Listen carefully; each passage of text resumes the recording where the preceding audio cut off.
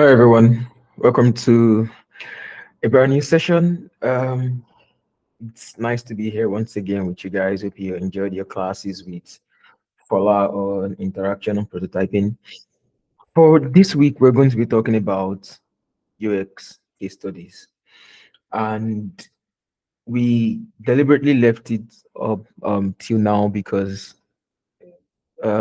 after everything that you've learned, after understanding typography, understanding hierarchy, all the principles of design, for you to get out there and actually attract recruiters, you need to be able to put your process, your thought process, your you need to be able to put everything about your design into writing in a way that is interesting enough for recruiters to be attracted to and actually contact you, based on, right?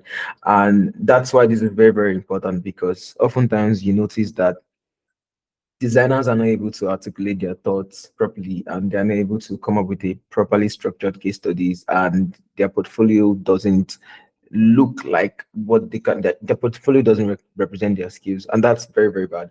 So that's part of the reasons why, or that's one of the major reasons why this is a very, very important aspect that you need to understand, and we are here to help ensure that you do. Okay, so without further ado, we're going to be diving straight into definition. So, like you all should know by now, I start every class with a quote that that speaks to what we're talking about. And today we're going to be reading one from Lorinda Mamo. She's a designer and a creative director. And what she says is, every great design begin with an even better story.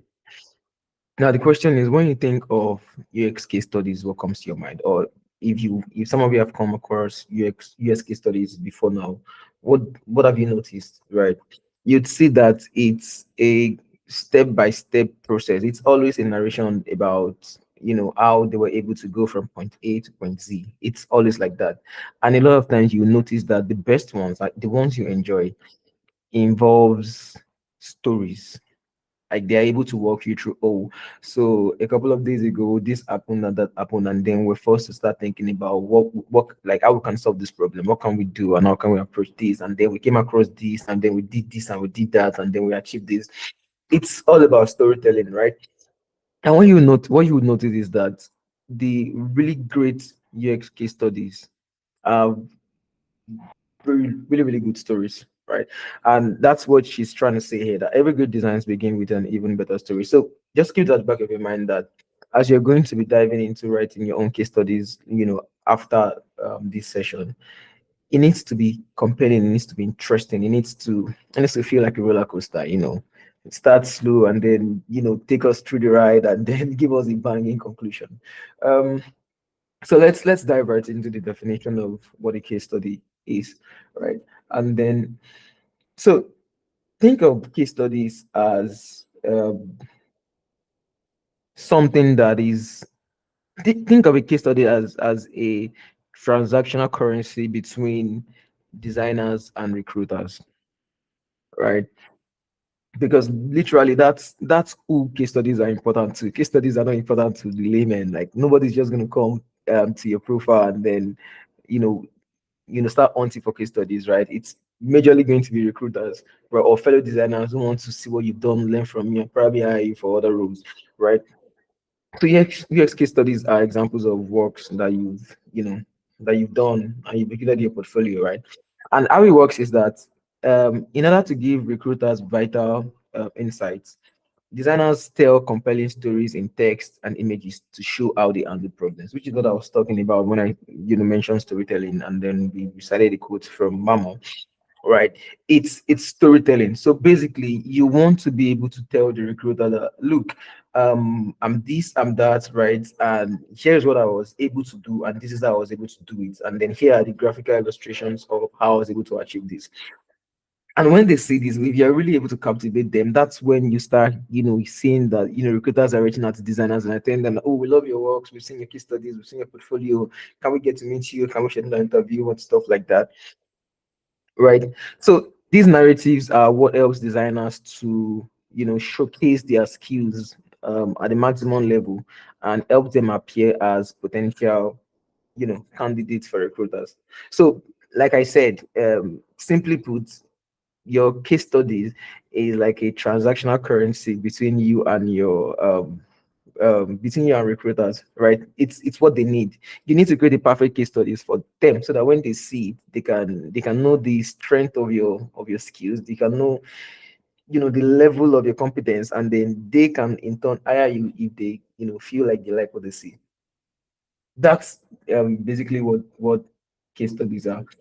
And the thing is, how to approach case studies is how you approach case studies are actually very is actually very key, right? Because recruiters want candidates that can communicate properly through design, right? And explain themselves clearly. They don't want somebody they don't want somebody who cannot articulate their thoughts. They don't want somebody who cannot really explain the process. They want somebody who understands what they are doing, and is able to talk about it, right? So what you need to understand now is that it's not every time. Oftentimes, you might have seen that case studies are very long. It's not every time that recruiters go through a case studies from beginning to the end. No, they don't do that. Most times, they just skim through in like 3 to 5 minutes, and then they're able to tell if you're a fit or not. Do you understand? Like, they're able to tell it's that fast for them because they've been doing this for years, so they understand the basic things that they need to see. They understand the important parts that must not be omitted. That if they can't find it in yours, they will probably just, they will automatically just write you off. So you want, when you're writing your case studies, you want an active story with a beginning, a middle, and the end, right? You don't. It should never be flat. Like, your case studies should take people through a roller coaster of emotions, like I said, right?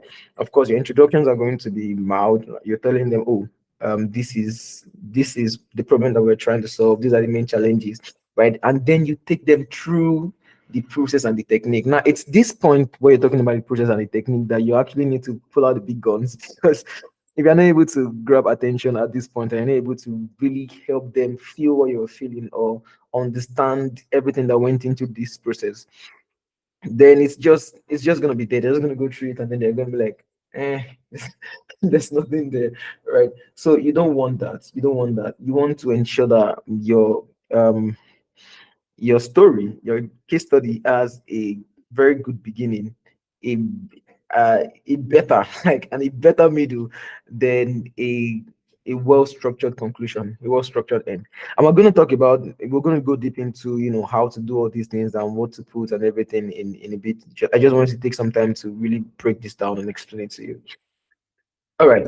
So moving on, let's talk about the anatomy of a UX case study. Right? Really, like what should be in one. Like, when we talk about UX case studies, what are we expecting to see, right? And I have the list here. The first thing is an overview. So when you're writing a case study, you need to give an overview. An overview is like a short summary of what we are doing. I'm giving you a better view of everything, right? And then it shouldn't be too long, really. And that's another mistake that a lot of people make. They're trying to write a case study, they're trying to write an overview, and then they're thinking that it has to be 23 pages, it has to be 40 pages. That's ridiculously long. It's too much. Nobody wants to see through 40 pages, right? So you write your overview and sure that it captures everything you want to talk about. Then you put in your problem statement. This is what you talk about, or what the problem is, and what you're trying to solve, right? Simply put. And then you talk about your users and your audience. Now, we've told you about the problem that we're trying to solve. We also have to tell you about the people that we're solving them for. I can just come and tell you that, oh, I'm solving a problem, but then I can't, I have nothing else to add, right? So I'm telling you, um, you know, okay, so these are the problems I'm solving, these are the people I'm solving them for. And then we have the points where you talk about the rules and responsibilities. Okay, now that we've talked about the problem statement and then we've talked about people that we're doing them for, how did I like who are the people involved in the project and how did we do it? Like, who handled what and how did we really go about this? What were my responsibilities? What were this person's responsibilities, right? How did we do that? We also need to talk about this, right? It's part of the things that make a fully compact your case study. Then you talk about the scope and the constraint, like the scope of the project, the problems that you face, the problem that you faced rather, right? So everything needs to be documented, and then you talk about the process, like how you actually went through each step and the things that you did. And then you talk about the outcomes and the lessons. So, see, if you're going to take anything away from this, if you have these 7 steps and you follow them to the latter, you're going to come up with, you know, absolutely amazing case studies. And we're going to go deeper into actually talking about, how to write the case studies. But it was necessary that we talk about the anatomy first, so that you can keep it at the back of your mind, because these things are also going to come up, at some point or the other um uh, during the remaining phases that we're going to, be going into. Okay, without further ado, let's go into how to write a case study, right? Because I mean, that's why we're here, is it not? Um, Step one is give your project a title. Now, the reason why this is very, very important is that your title can either make or break your case study, right? It can either make or break it. If you're trying to write, I have some examples here actually. We're trying to write a case study about a Home Depot, and then you write Home Depot. I mean, what does that mean? Like, why should I click? What is it? You're not telling me anything. You just wrote Home Depot. That's terrible. And then some people go like, oh, Home Depot user research, or SaaS product or fintech app user research, or fintech or case study for fintech app. You see a lot of terrible namings like that out there, and those are not professional. It's very easy for a potential recruiter to see that and skip, because they know that whosoever wrote that, they didn't really put a lot of thought into actually naming the product or naming the case study. Because if you actually spent a lot of time on the product, you know that your case study is as important, and you give it the proper title, right? But a better way to, or a better example of a title for a Home Depot case study would be, Home Depot user research for mobile app checkout. Like, it's specific. I'm telling you exactly what the case study is about, right? Excuse me. And the thing is, a lot of people make this big mistake, and then they don't understand that titles can give great context, right? Sometimes people don't necessarily want to have to open and scroll through your case studies. Sometimes you just want to glance through, right? And if from the headings that you're using, they can't understand what you're trying to tell them, nobody's going to see through the entire case study, right? So the first thing you need to keep at the back of your mind is that your title is very important. Like, give your case study a very descriptive title. Then write out an outline, right? Basically, we're saying lay out your thoughts. And for this, you can actually use the anatomy that we had, the 7-step anatomy that we talked about earlier, right? Those can be your outline, overview, problem statements, and the likes of them. You can write those as your outline. And then once you've written them out, you can now start, filling in points under each section. Right. Though right now, this is not the point where you need to start worrying about sentence structure, right? Just get them out of your head. Like, write down those outlines, and then write down the bullet points that are coming to your head. Oh, okay, under overview, what do I want to say? This is that, that. It can be a rough sketch for now, right? And then, once you're done, putting those rough sketches out of your head and onto the paper, right? Or if you're typing file into your system, then you can, have more time to refine them. Do you understand? And edit every single bullet point under each step that you've written on. But it's important to get a rough sketch out first, because you might think that, oh, you have the perfect statements in your head, but then you're trying to type and then you're forgetting things and mixing things up. You don't want to put yourself through that. So step two is always follow an outline. If you've been documenting your process since you started, working on the project, that makes a lot of sense. That makes it easier for you. All you have to do is go back to the notes and, and pour out everything you had in the notes, and, refine them into your actual case study. But if you've not been writing, because a lot of times people write case studies after they're done with the project, right? If you've not been documenting, that's also fine, right? Just take your time, write out, give it a heading, write out the outlines, and jot down the points that are coming to your head. So once the points have been jotted down, you can now go ahead into refining them and making them into something more, more attractive to readers. Then three, of course, I jumped into this filling the details, right? Now that you have an outline and basically you can see the big picture, the next thing is to start filling the details. So you at this point, right, what this the point that is very, very important, or the point that I mean the step that you need to pay a lot of attention to is the process and the what you did section. Do you understand? You know that when we're talking about, the chart, the fact that your storytelling should not be flat, it should, have a curve, right? You start from an introduction and then you should take them, through an interesting, storytelling session and then come back down to the conclusion. So that point where the graph goes up, that's where you're telling them about the process and what you did. This is very, very important because if you cannot hold people at this point or hold your readers at this point, then it means that you're not telling the story well enough, right? You literally need to talk about the steps you took. Think about back in school when back in secondary school when they used to do or we used to do chemistry practicals and everything, or those physics practicals and everything, right? Where you have to document everything. Okay, we use this volume of this chemical, we use this and that. That's exactly what is needed here, because this for the process and what you did part, if you're not able to properly articulate that, then it feels to the readers as if you actually didn't put in the work. And you don't want anybody going through your case studies to feel that way. Right. So the questions that you should be answering really are what did you do? Why did you do it? What was the result? What did you learn? These questions are very, very important because I mean it's you worked on the project, right? You did. So if you're saying you did something, what method did you use? Like what research method did you use? Why did you do it? Like why did you choose that? I don't know if you guys can remember when we're talking about kind types of research. We're talking about qualitative and quantitative research, right? And we're saying that the ones, like whatever research method you choose really depends on you and what you need at that moment. There are times where you need a quantitative research. That's like research that deals with a lot of data that is measurable. So things like sending out surveys, right? So there are times where in the process you actually need it's that method that you need. You need to send out a survey and get structured data back from people. Would you rather do this or this? And then they will give you an actual response. Or it's a quantitative, I mean, it's a qualitative where you get back data, but your data are not as structured. Things like when you're talking to somebody one on one, you're actually interviewing people, like, or you're having a focus group of people. Like you might, for your own process, you might choose to use that kind of method. So the question is, if you're using that method, right, why did you choose it? We want to understand everything. We want to understand your thought process. What were you thinking when you were doing those things, right? Then what was the result? So, for instance, you decided to go with the focus group method.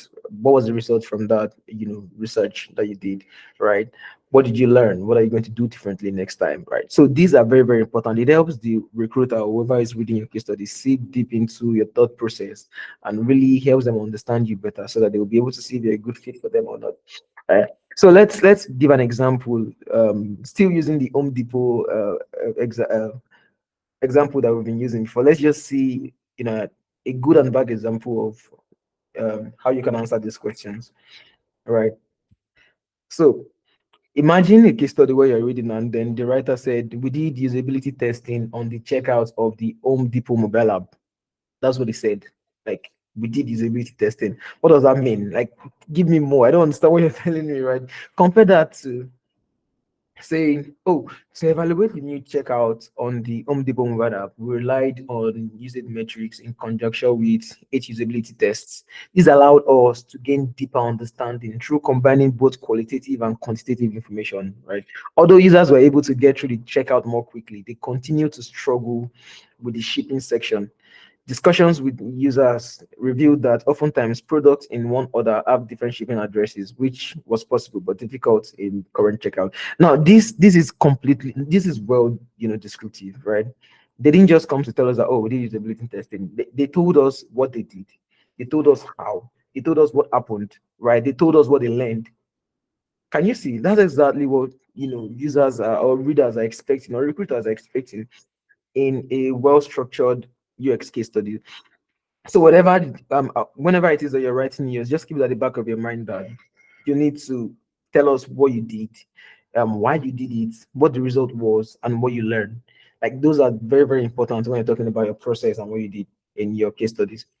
So let's move on to talking about step 4, which is write headlines. Now, um, At this point, you're probably thinking, you know, who would want to read something as long as this? Maybe your case study is already getting very, very long, but don't worry about it, right? The thing is, you want to have an headline for each step, because if you don't, then your case study is just going to look like a block of text. And the issue with blocks of text is that they are difficult to read. Nobody ever wants to sit through them. So, in order to ensure that your case study is readable and is attractive to potential readers, you need to give each step an outline, right? Think about it. The best way to do it is to pretend that you're writing your case study in tweets. You know the way tweets restrict us to 140 characters.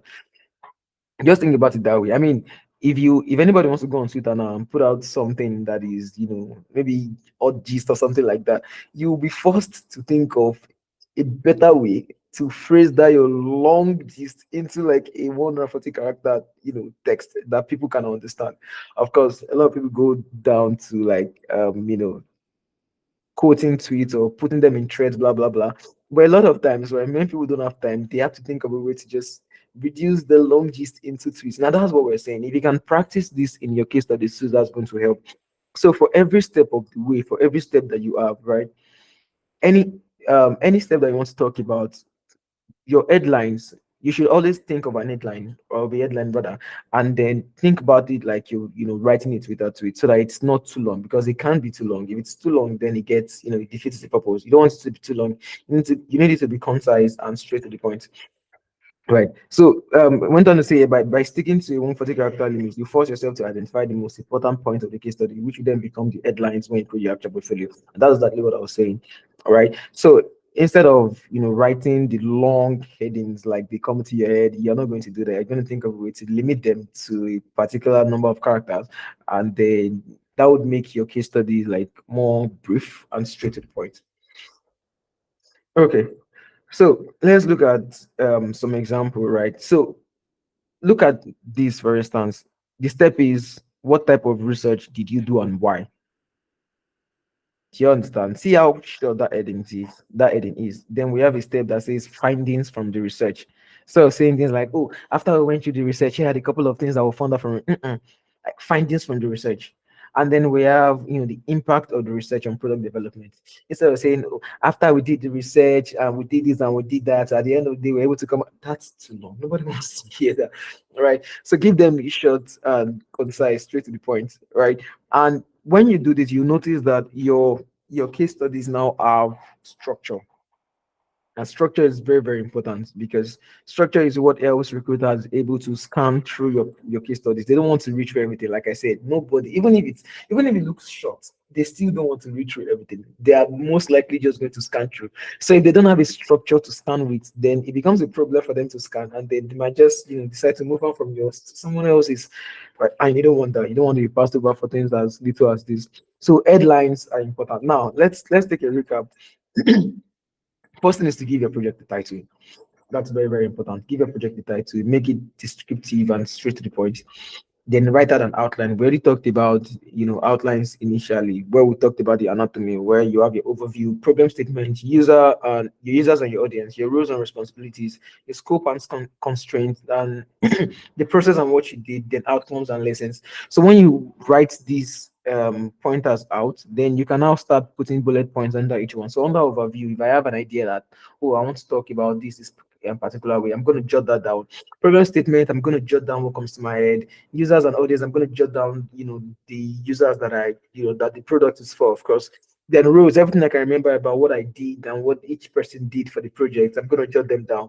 The scope and constraints, want to jot down everything, every single thing that was involved in the actualization of this project and the constraints that we face, and then the process, how we did everything exactly, how we did exactly what we did, right? What I did, what each person did, and then the outcomes, like what were the outcomes of all this, what are the lessons that we learned. So you jot everything down, and after you jotted them down, you will now start filling in the details. Right, and here this is what we talked about. An example, a good example where they just give us a vague description, and then a bad example where they give us a big description, and then a good one where it's properly detailed and we actually like felt we actually felt the person's involvement, right? Because if I'm telling you that, oh, in order to evaluate the new checkout of on the Home Depot mobile app, we relied on this, we conducted this, and it allowed us to gain a deeper understanding into this by combining. Like that's a lot of information. I can feel the person's commitment to the project, right? And then headlines. So after you've written out your steps and everything. It's now mandatory or necessary that you go into each one and squeeze out headlines for each one so that you can properly structure your case studies and make it easy for users. I mean, for your recruiters to scan through because you don't want to miss out on opportunities. All right. So in general, like just like a summary of everything we've just talked about, you should one tell a story that progresses meaningfully and smoothly.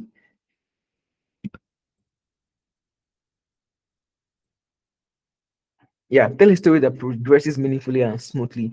You want to carry people along. You want to help people enjoy your thought process. You want people to enjoy your projects, right? So your story needs to be meaningful and smooth. You need to tighten or rearrange your account into a linear and straightforward narrative. Do you understand? So everything that you want to talk about should be straightforward. Don't beat around the bush. You don't want that. Nobody wants that. Nobody wants their time wasted. Just write out everything and be clear and direct. Right? Don't waste time. Then reinforce each what you do with a how and why. So if I'm saying that, oh, I did this, the question is, how did I do it and why did I do it? So every single time you say, "Oh, I did this, I did this, I did this, I added this button, I removed this button, I moved this here, I moved that here. Why? I removed this here, or I changed the structure of this by moving this button here. And the reason why I did that was so that users can easily access ABCXYZ. Do you understand? Then support text with the most appropriate visuals. Now we cannot emphasize this enough, right?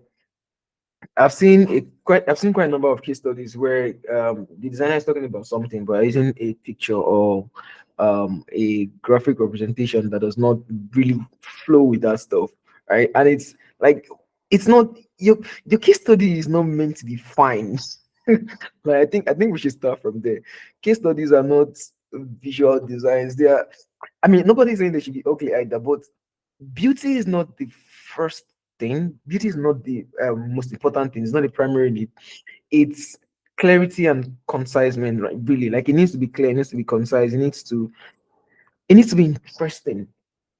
Do you understand? I mean, a lot of you, like I mean, we've all read books at some point in our lives, right? A lot of you would realize that, but there are novels or books that you read that have drawings in them, right? And in as much as those drawings are fine, you'll find that a lot of novels that are without drawings have more interesting stories.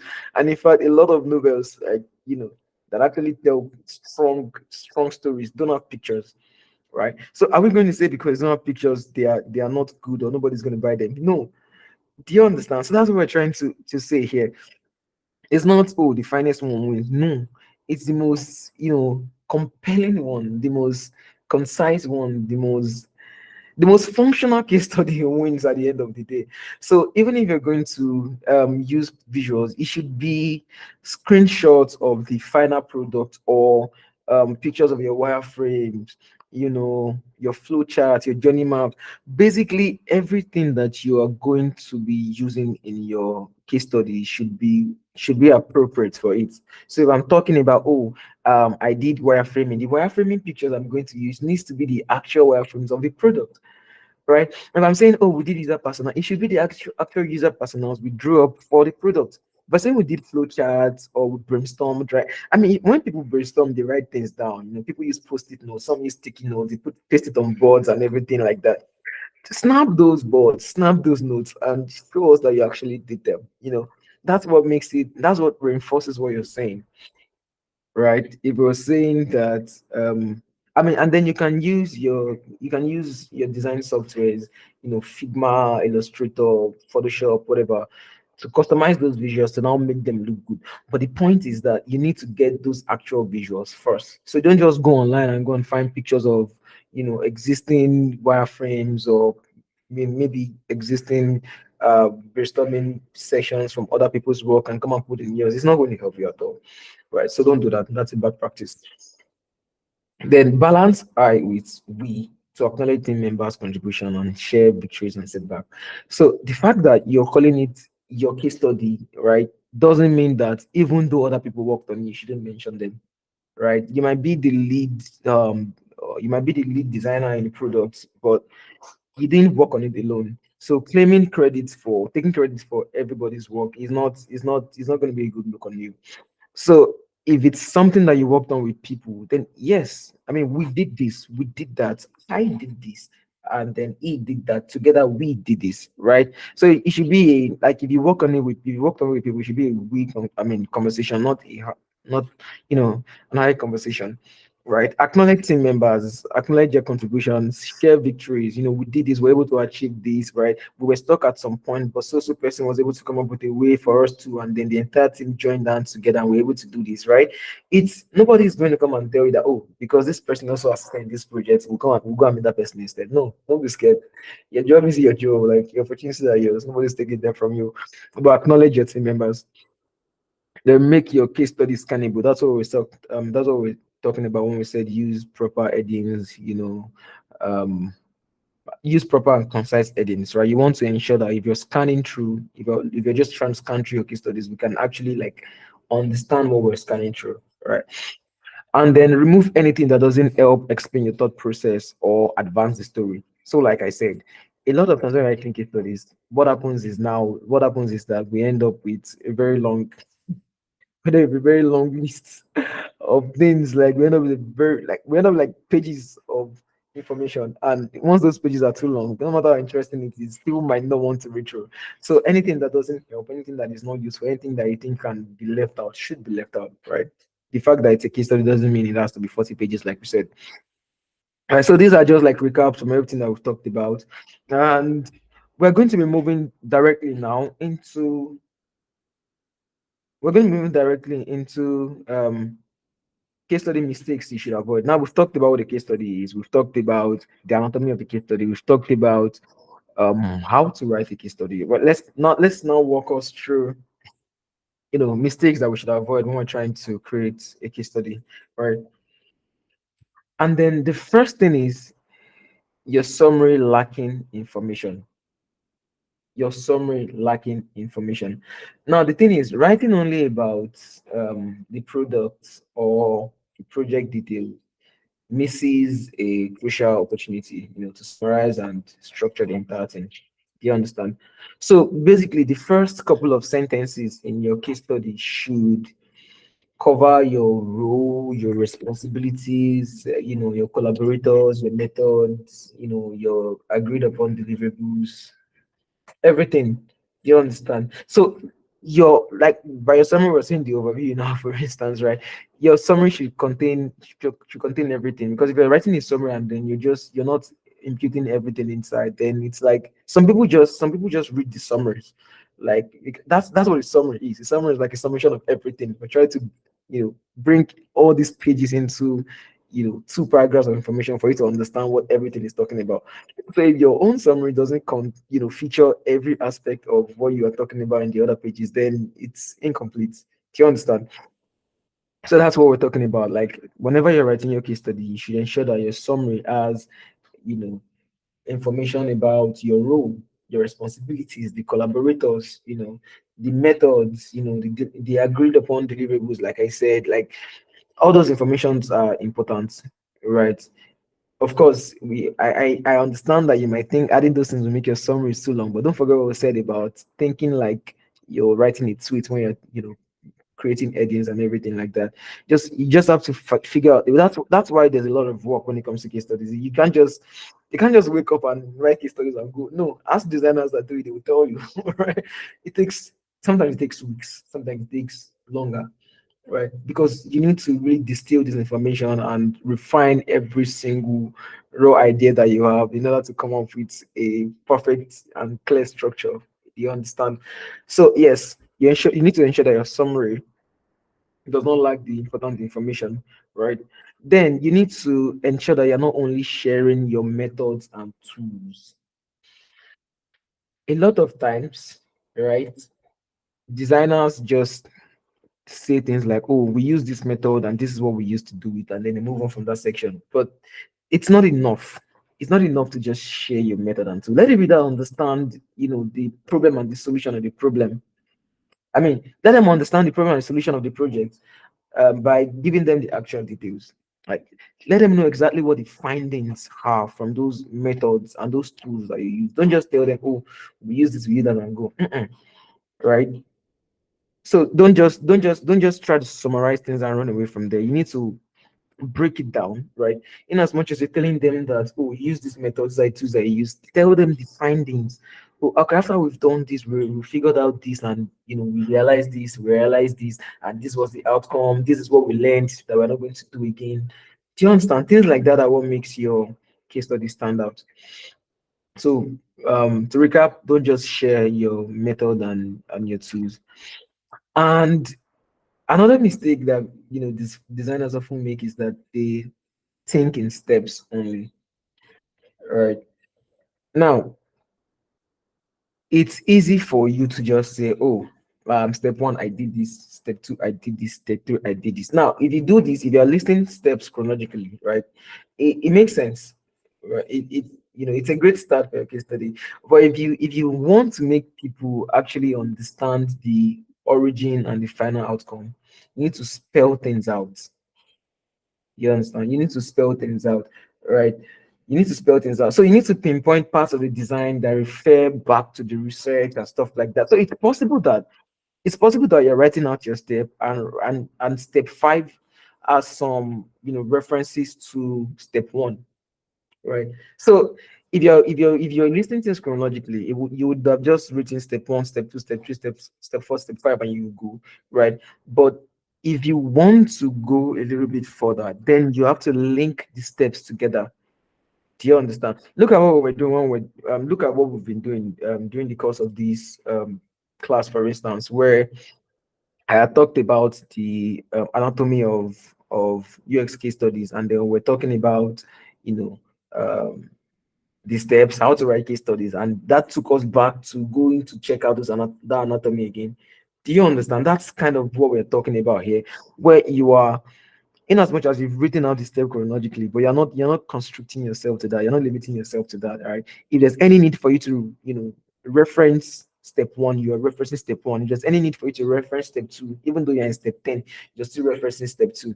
That way it just shows whosoever is reading through that you understand what you're doing. And then it also helps the readers understand cause and effect, right? Because if I'm talking about the conclusion now and I'm telling you that, oh, so at the end of the day, this was the conclusion, blah blah blah.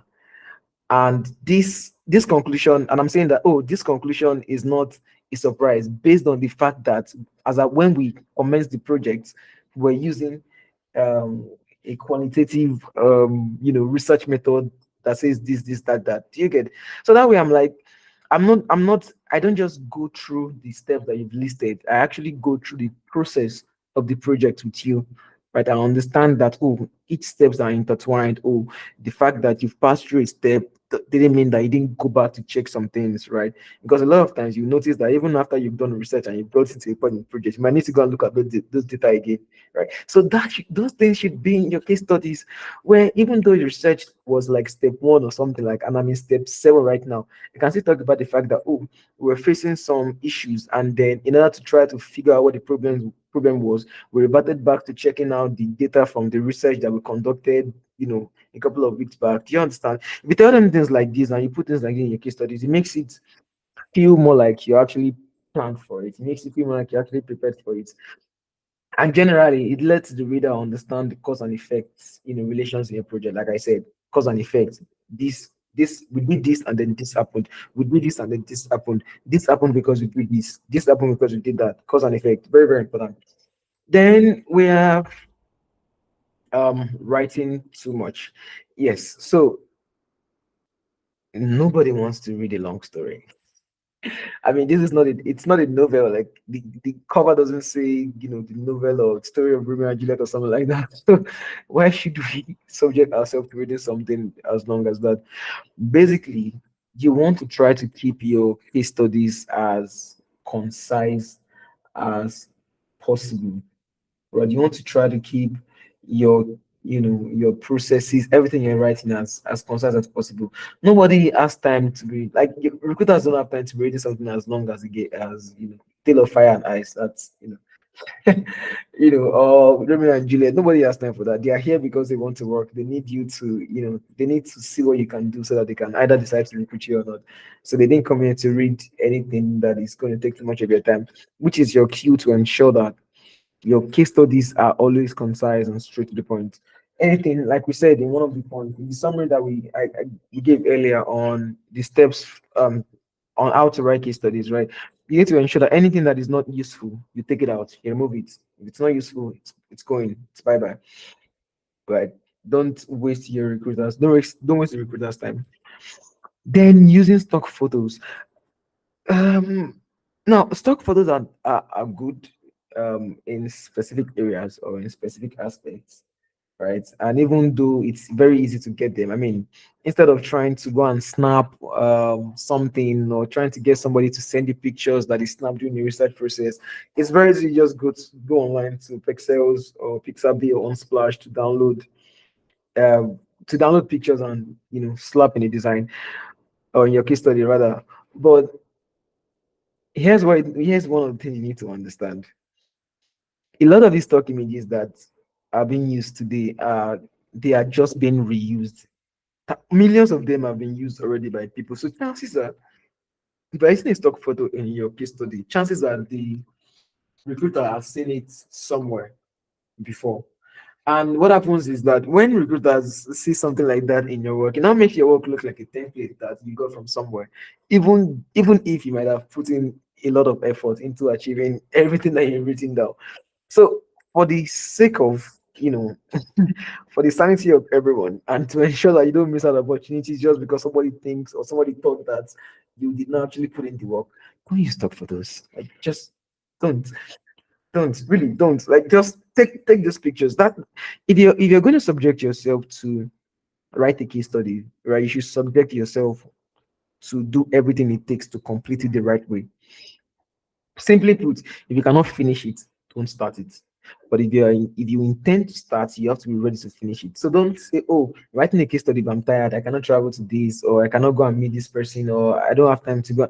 Then you're not ready to finish your case study. But if you really want to finish it, you have to actually like put in the work and get the actual, pictures that you need, actual data that you need, actual stat that you need. Do not use stock photos. Do not use dummy information. It's not going to help you in any way. It's not going to help you in any way. And then, excuse me, I think one of the very, very common one is forgetting to close your case study properly.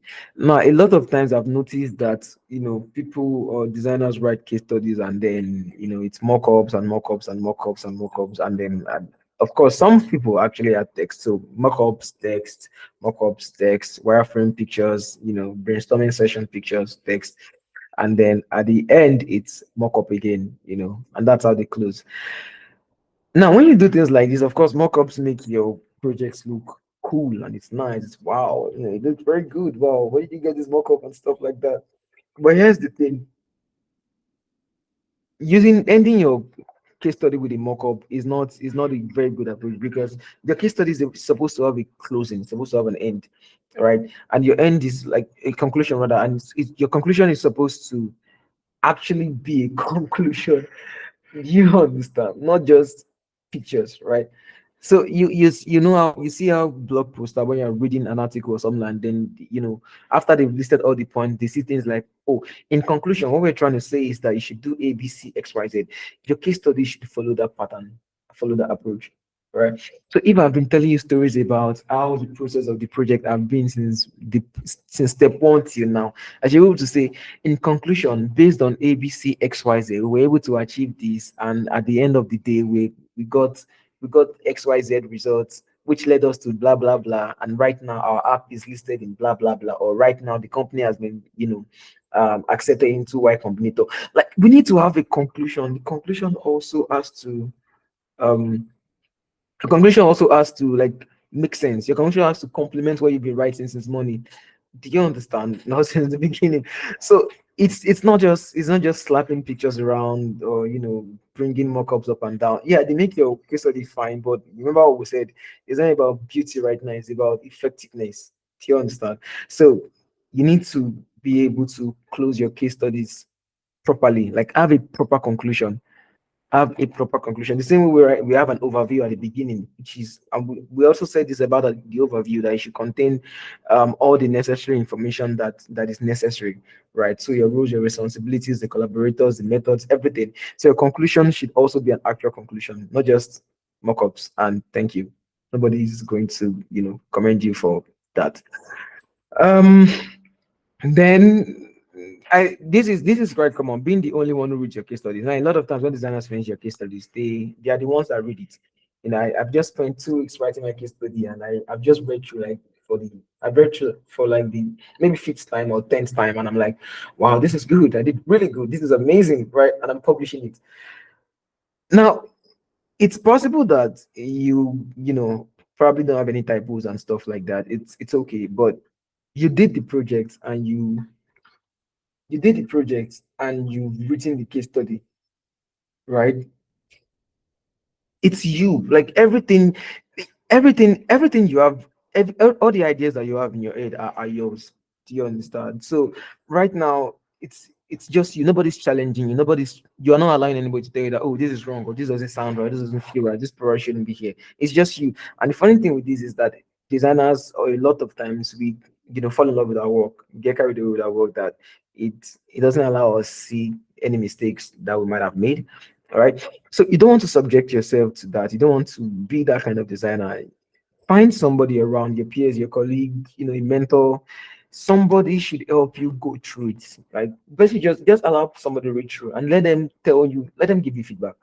So the question is, oh, you've read through. What do you think? Then they'll be able to tell you if they understood it, or if it was just confusing them, or if it was boring, or if it was interesting, right? You need to get this feedback before you publish it out there, because once it gets out there, chances are people are going to start bookmarking and saving, and then you probably can't take it back down. Even if you do, other people have a copy somewhere, and then they can always, still redistribute and everything. So you don't want that for you, right? And even generally, self, the fact that you probably wrote it yourself and read it multiple times yourself, you might still miss some typos, right? You might still miss some sentences that probably doesn't have a real meaning.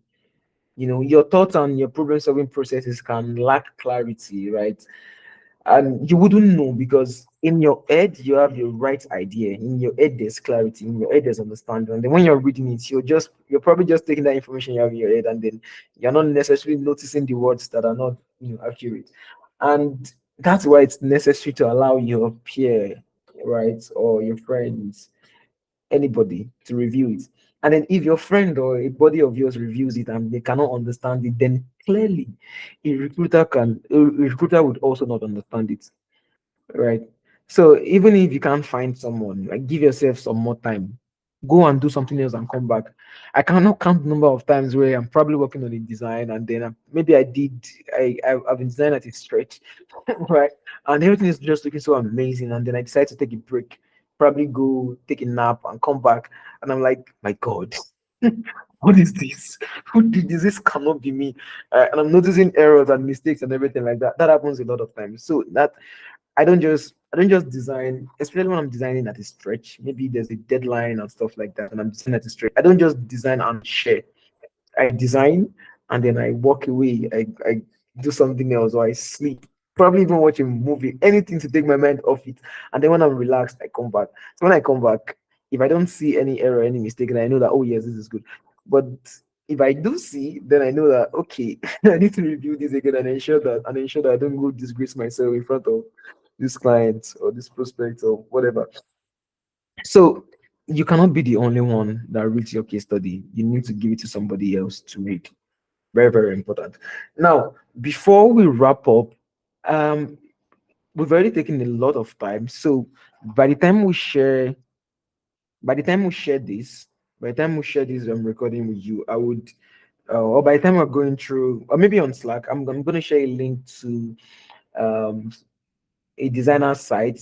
so far, I think he has the best case studies I've ever seen, right? His case studies are concise and he has worked with the likes of Uber and the rest. So, he's not he's not, new in the game. Like, so that you can see how he structures this case study and see how important it is. See how everything we're talking about is money. Like, see how they play into, a real life case study.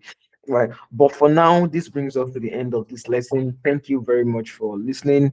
This recording is going to be shared on your LMS so you can go through it. And if you have any questions, please go through everything. If you have any questions, prepare them for our class on Wednesday and then we can walk through them. Thank you very much, guys, for your time. Enjoy the rest of the day. Bye.